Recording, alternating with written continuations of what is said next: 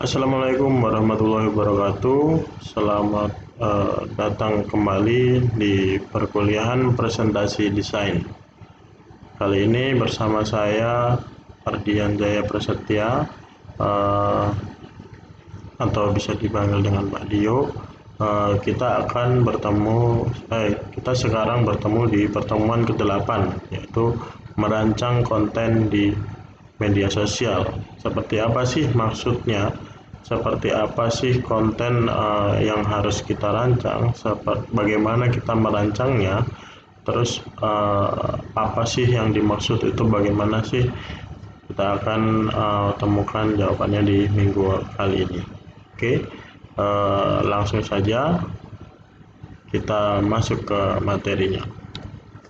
Oke, di sini saya bagi menjadi 3 poin atau 3 keyword ya. Jadi dari merancang itu apa, konten itu apa, terus media sosial itu bagaimana ya. Oke, pengertiannya dulu dari konten media sosial itu apa sih yang dimaksud? Jadi informasi yang tersedia melalui media atau produk elektronik ya.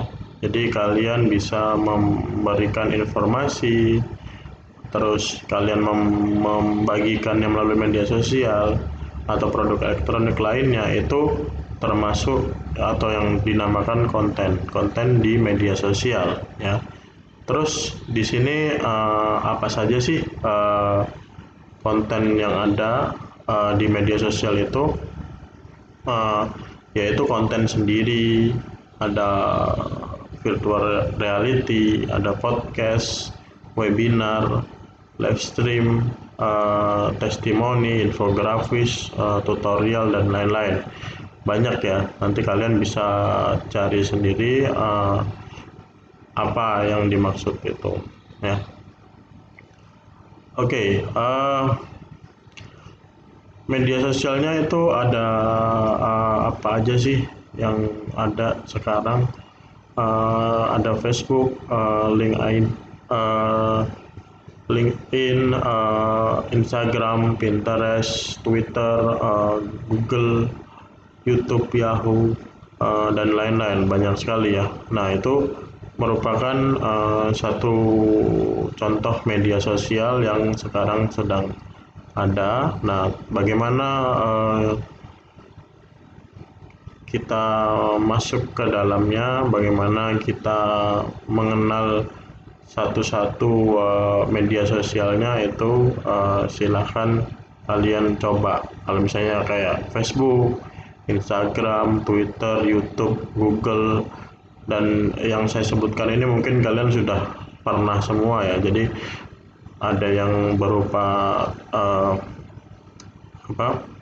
pembagian video atau membagikan keseharian, video-video keseharian kita, misalnya seperti Facebook, Instagram, foto di Instagram ya. Jadi kita lihat di slide selanjutnya.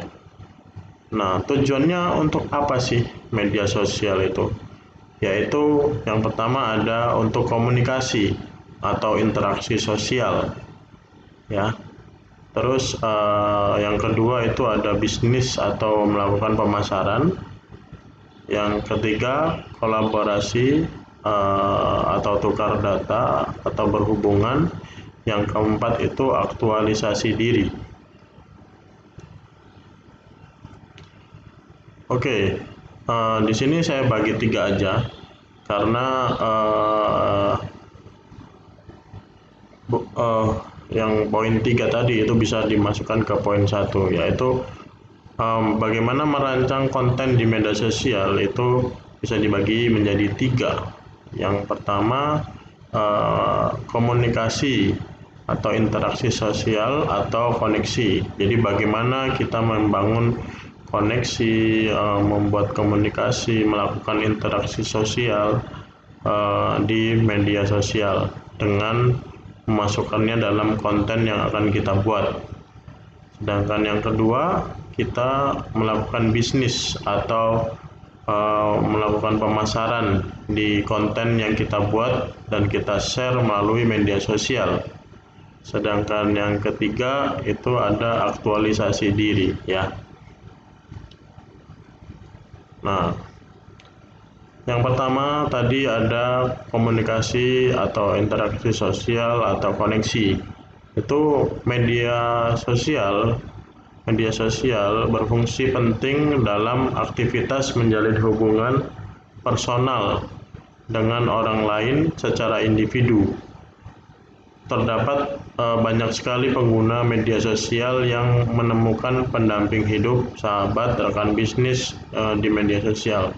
Ya, jadi contohnya kita bisa melakukan koneksi di Facebook, kayak menemukan teman-teman lama ya, atau teman-teman masa kecil yang dulu kita sudah putus hubungan, misalnya sudah nggak pernah berhubungan lagi, terus akhirnya di media sosial ini kita bisa bertemu atau bisa mencarinya terus bertemu, misalnya bertemu dengan akun media sosialnya teman kita itu. Setelah itu kita melakukan kontak, halo bagaimana kabarmu sekarang gini. Jadi kita jadi mengerti di mana dia sekarang, apa yang dia lakukan. Jadi itu membuat kontak atau komunikasi ya. Nah, yang kedua ada interaksi sosial. Jadi misalnya kita menemukan pasangan hidup, pendamping hidup ya. Ya ini enggak jujur ya, saya nggak menutup kemungkinan juga kalau misalnya ada beberapa orang yang melakukan itu ya. Jadi ternyata dilihat dari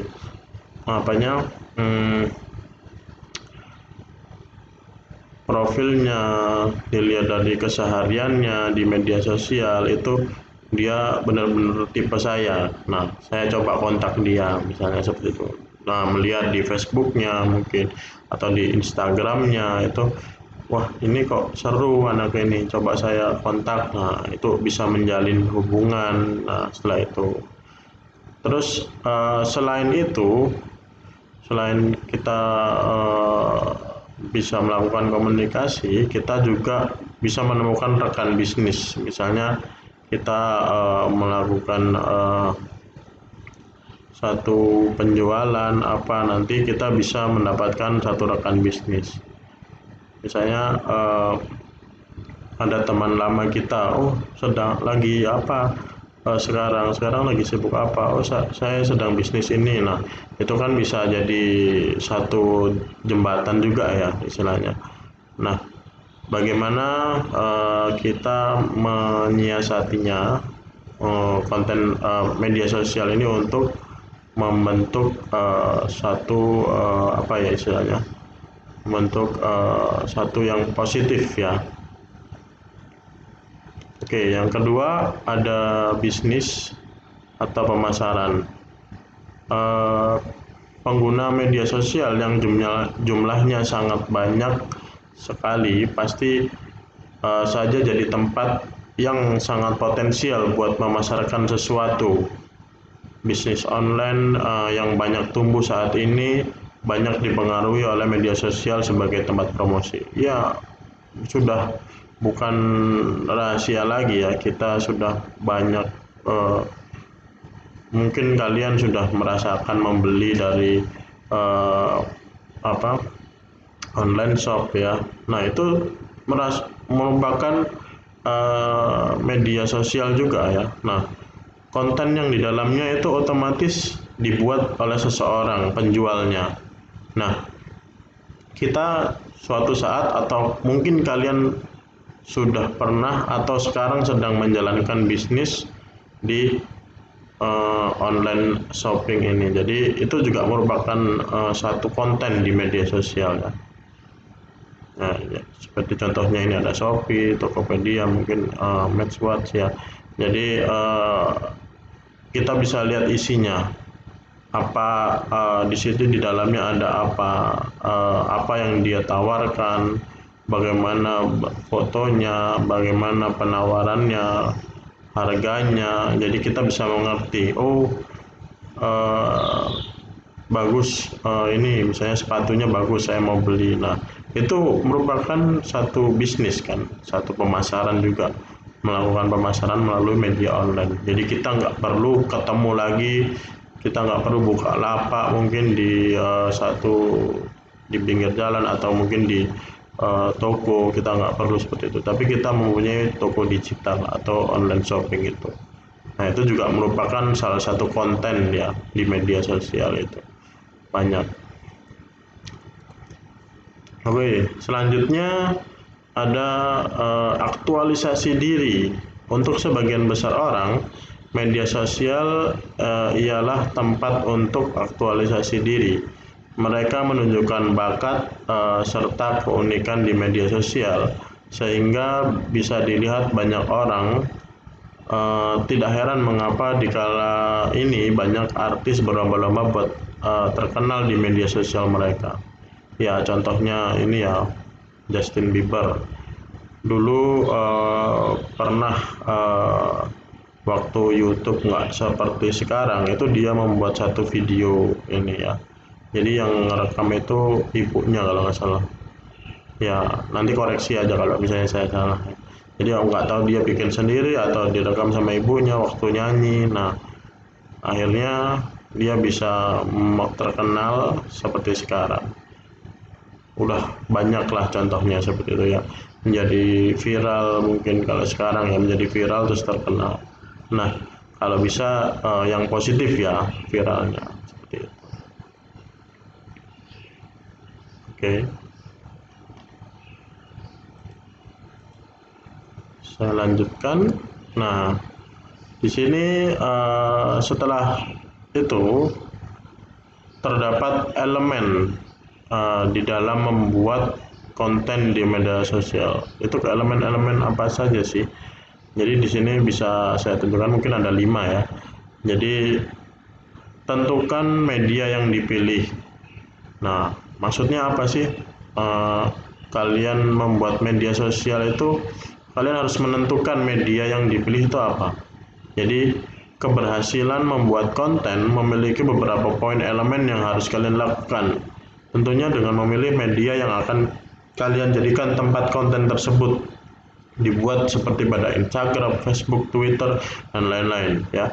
Jadi bagaimana, tentukan dulu media apa yang kalian buat. Misalnya kalian mau menjadi artis di Instagram, ya kalian fokus ke Instagram, jangan buka di yang lain gitu loh ya. Jadi di Instagram, misalnya saya mau jualan di Instagram Pak, ya kalian buat akun Instagram terus fokus di Instagram. Nah, itu satu maksudnya menentukan media yang dipilih. Terus yang kedua ada topik yang sedang populer. Membuat konten yang sedang populer atau sedang hangat diperbincangkan akan membuat daya tarik bagi orang yang membaca dan akan menjadikan konten media sosial kalian menjadi up to date ya. Otomatis kalau misalnya kalian bahas sesuatu misalnya di Instagram kalian, itu sesuatu yang lagi update sekali, lagi populer ya, populer maksudnya ya, di sekitar kalian atau di Indonesia atau di luar negeri, itu kalian mungkin bisa mempostingnya ya. Terus nanti dilihat sama teman-teman kalian, oh ternyata anak ini update sekali gitu. Nah, itu merupakan daya tarik ya, daya tarik satu konten, karena dia up to date beritanya, enggak yang pasif gitu. Jadi dia itu aktif terus. Oke, yang ketiga itu ada mudah diingat.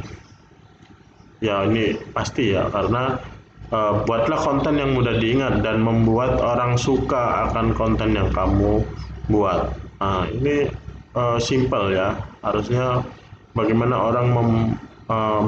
kalian bisa membuat konten yang mudah diingat. Bagaimana kalian membuat satu konten yang disukai orang. Misalnya kalian membuat tentang penjual, otomatis bagaimana yang bagus fotonya yang bagus, misalnya tulisannya yang bagus, yang simpel, yang mudah diingat. Jadi orang waktu melihat konten penjualan kalian, itu penjualan misalnya satu barang ya, itu langsung melihat dan oh anak ini jual ini, oh anak ini jual ini, oh toko ini menawarkan ini. Nah, jadi langsung tahu gitu loh. Terus gampang diingat, oh kalau misalnya saya cari sepatu ya ke sini tempatnya, kalau saya cari jam ya ke toko ini gitu ya.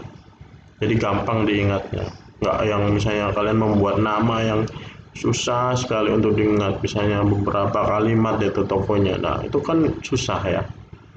Jadi cari yang mudah diingat supaya elemen dalam membuat konten di media sosial ini kalian berhasil. Oke, selanjutnya dapat dipercaya ya. Membangun kepercayaan dengan memberikan kutipan dari ahli di bidangnya, memberikan sumber terpercaya dan pengalaman pribadi yang dapat dipercaya. Ya, otomatis kalau misalnya kalian sudah melakukan misalnya penjualan atau pemasaran ya, itu benar-benar dapat dipercaya ya. Jadi menurut ahli misalnya memakan buah ini itu bisa membuat mata kita menjadi sehat. Nah, benar nggak misalnya memakan wortel misalnya ya, benar nggak? Nanti orang pasti melihat kan waktu kalian membuat satu video tentang jus wortel misalnya ya. Oh begini cara membuat jus wortel. Nah, jus wortel ini merupakan jus yang bisa membuat mata kita lebih sehat. Nah, ini dibuktikan dari beberapa ahli, seperti itu.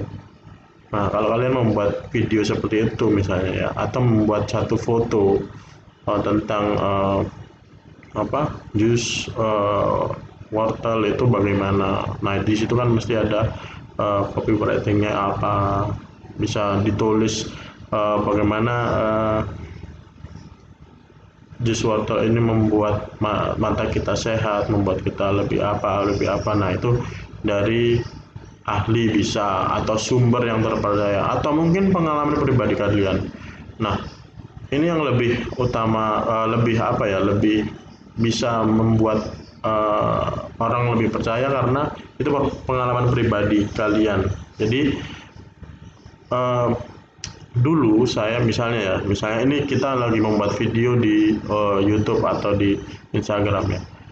Dulu saya menggunakan kacamata, tapi setelah saya rutin mengonsumsi jus wortel, saya dapat terbebas dari kacamata, istilahnya gitu. Jadi ini benar terjadi kepada saya dengan menunjukkan misalnya beberapa foto kalian. Ini dulu saya memakai kacamata, saya seperti ini, dan sekarang saya sudah melepas kacamata saya seperti ini. Nah itu kan pengalaman pribadi yang kalian sarankan ke orang lain, yang dapat dipercaya, yang benar-benar real ya. Kalau misalnya nanti terdapat sesuatu yang ternyata itu bohong, otomatis channel kalian atau konten kalian itu akan nggak disukai orang gitu kan. Oh ternyata buah wortel ini nggak bisa menyehatkan mata, cuman sebagian kecil, lebih bagus buah apel misalnya, seperti itu. Ini kata orang-orang atau netizen ya yang melihat video kalian. Nah itu kalian otomatis jangan lihat channel ini, jangan lihat kontennya si ini, nanti kalian nggak berhasil gitu membuat satu konten ya. Oke, selanjutnya daya tarik visual konten. Konten tidak hanya sebuah ilustrasi atau foto, elemen yang lain yang dapat membantu seperti desain layout, tipografi, ukuran font, ukuran spasi antar kata, lebar kolom, dan lain-lain. Itu juga membantu agar dapat dengan mudah menarik pembacanya. Ya pasti banget ya, ini ya udah bisa kalian pikirkan sendiri bagaimana merancang satu visual, misalnya poster atau pemasaran itu untuk orang bisa mudah melihatnya. Nah, itu juga berlaku di konten di media sosial kalian. Kalau misalnya kalian membuat satu pemasaran, satu uh, poster tentang misalnya webinar apa, nah itu kalian harus yang bisa menarik orang supaya konten kalian dilihat ya. Oke, nah ini tentukan media yang dipilih. Kita kembali lagi ke yang tadi ya. Media sosial memiliki fitur story yang dapat diartikan dapat menampilkan cerita pendek, gambar, atau kata ajakan di dalamnya. Contoh Instastory atau Reel di Instagram atau Story pada media lain seperti WhatsApp, Line itu kalian bisa buat ya. Kalian bisa pergunakan story-story tersebut untuk melakukan pemasaran atau melakukan sesuatu atau membuat konten di media tersebut. Topik yang sedang populer, misalnya kalian bisa itu bergabung dalam forum atau kelompok hobi. Misalnya kalian hobi apa, hobi memancing, otomatis kalian harus paling nggak punya lah forum atau grup yang suka mancing. Nah, di situ kalian update, oh ini ada pancing terbaru ini misalnya yang tipe ini. Nah, itu kalian share menjadi konten kalian. Terus cari inspirasi di website yang fokus. Ya, misalnya sekarang mode di pakaian fashion bagi cowok, misalnya kemeja yang banyak motifnya. Nah, misalnya seperti itu. Nah, itu bisa tahu itu dari mana ya, kalian cari. Nah, di sini bisa juga kalian menggunakan Quora, terus ada Google Trend atau Pinterest dan lain-lain, itu bisa kalian buat searching ya. Misalnya apa sih yang sedang tren sekarang, apa sih yang sedang lagi populer sekarang, terus bagaimana membuat yang bagus, mengemas konten kalian menjadi yang bagus itu bagaimana. Nah, kalau saya sudah populer, kalian kemas yang bagus, otomatis orang akan datang ke tempat kalian, ke konten kalian. Oh, ini loh, dia update sekali, baru juga kejadian, langsung ada di kontennya dia gitu. Nah, orang pasti akan mengikuti kalian, pasti akan memfollow, akan. Nah, dengan itu kalian bisa melakukan misalnya pemasaran, melakukan iklan atau apa ya. Nah, mudah diingat, buat tagline kalian sendiri yang berbeda dengan yang lain. Gunakan ilustrasi yang mendukung isi konten dan gunakan kalimat singkat yang mudah dipahami. Ya, pasti kalian ngerti kalau misalnya tagline-nya siap, misalnya itu punyanya siapa, kalian pasti ngerti kan. Terus apa ya, ya banyak sih sebenarnya, cuman saya ya itu aja ya, agak gimana gitu ngomongnya tadi. Jadi banyak sebenarnya tagline kayak halo guys, terus apa, oh WhatsApp gitu. Nah, itu kan bisa menjadi tagline untuk punya kalian sendiri, video-video kalian misalnya di YouTube, terus di Instagram mungkin video pendek, atau membuat tagline dalam tulisan seperti ini, seperti Nike ini just do it, terus apapun lah yang mudah diingat, entah itu tulisan atau percakapan atau apapun yang kalian katakan ya. Misalnya preman terkuat di bumi. Nah, kalian tahu pasti siapa itu. Ada yang nggak tahu? Kalau nggak tahu silakan cari di media sosial ya, atau di internet, siapa preman terkuat di bumi misalnya seperti itu. Ya, dia membuat tagline-tagline tersebut supaya orang mudah mengingatnya ya. Oh, si ini oh si ini pembasket sombong misalnya, gitu. Kayaknya hidup saya YouTube banget ini ya. Ya, ya memang mudah diakses terus bisa membuat hiburan ya. Ya itu kan jadi saya tuh otomatis tertarik dengan konten-konten tersebut karena apa ya, mudah diingat, terus ringan, lucu. Nah, itu bisa jadi satu elemen juga ya. Oke, selanjutnya dapat dipercaya. Kisah atau cerita pribadi yang jujur dapat menjadikan pengetahuan tentang konten kalian untuk pembaca. Jadi seperti memberikan testimoni. Ini loh ada teman saya yang akan berbicara bagaimana saya membuat ini, bagaimana keahlian saya. Nah, temannya ngomong misalnya, iya saya setelah memakai produk dari Bapak Dio ini bagus sekali, jadi bisa dipercaya, kuat sekali bahannya apa. Nah, itu bisa menjadikan satu elemen ya, dapat dipercaya. Itu juga testimoni juga salah satu bagian dalam elemennya. Oke, selanjutnya daya tarik visual konten. Visual dalam konten juga dapat menjadi kunci karena langsung menjelaskan dan menjadi perhatian utama dalam konten. Ya otomatis ya, kalau kalian membuka sesuatu konten, yang dilihat pasti visualnya dulu. Bisa ada yang seperti itu, ada yang dari mana, oh ini visualnya bagus, menarik. Nah otomatis melihat langsung, oh bagus banget ini barangnya. Sepatu ini dari fotonya aja udah mengkilap banget. Nah itu orang otomatis akan mencari tahu, oh iya sepatu ini memang bagus. Aku coba pesen terus datang ternyata memang bagus banget. Nah itu kan orang langsung trust ya, trust. Jadi dari mata turun ke hati langsung menyebarkannya. Nah itu gitu.